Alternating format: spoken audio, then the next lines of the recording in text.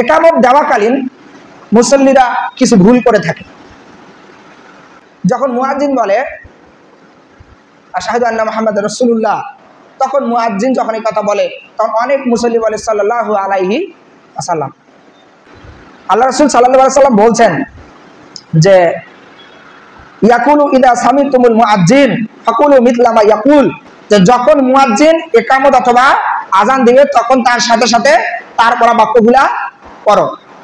এটা আল্লাহ রাসূলের কথা, আমরা ওইভাবে পড়ব। কিন্তু অনেকে এটা পড়ে না। আযান ইকামতের বাইরে যখন শুনতে পাবেন যে আমি বললাম হযরত মুহাম্মদ, তখন আপনি কি বলবেন? সাল্লাল্লাহু আলাইহি ওয়াসাল্লাম। এই যে যতবার আমি খুতবায় আমাদের নবী প্রিয় নবীর নাম বললাম ততবার আপনি সাল্লাল্লাহু আলাইহি ওয়াসাল্লাম বলবেন, বলতেই হবে, না হলে আপনি পৃথিবীর সবচেয়ে বেশি বখিল, সবচেয়ে বড় কৃপণ। কিন্তু আযান বা ইকামতের সময় যখন মুয়াজ্জিন আযান দিবে অথবা ইকামত দিবে তখন বলতে হবে ওই যে যেটা বলছে এটা বলতে হবে নিয়ম অনুসারে। আপনারা এটা তো সবাই জানেন। তাহলে ভুল করি কি? যখন মুহাম্মদ সাল্লাল্লাহু আলাইহি ওয়াসাল্লামের নাম আসে, আশহাদু আন্না মুহাম্মাদুর রাসূলুল্লাহ যখন বলা হয় তখন আমরা বলি সাল্লাল্লাহু আলাইহি ওয়াসাল্লাম।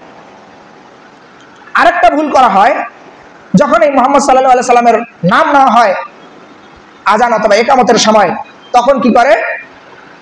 তখন এই যে হাত দুইটা এরকম করে। এইটা কোথায় পাইলেন ভাই? চোখগুলো এভাবে দুইটা এভাবে দিয়ে এভাবে দিচ্ছে। এরকম উদ্ভট কাজ, এরকম উদ্ভট কে আপনাকে শিখালো?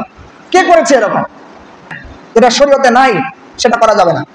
সেটা করলেই বিদআতের গণ্য হবে এবং ওই লোকটাই পথভ্রষ্ট। ভালো মনে করেও যেটা রাসূল সাল্লাল্লাহু আলাইহি সাল্লাম করেন নাই, ভালো মনে করেও সেটা করা যাবে না। বারবার আমি এই কথাটা বলেছি।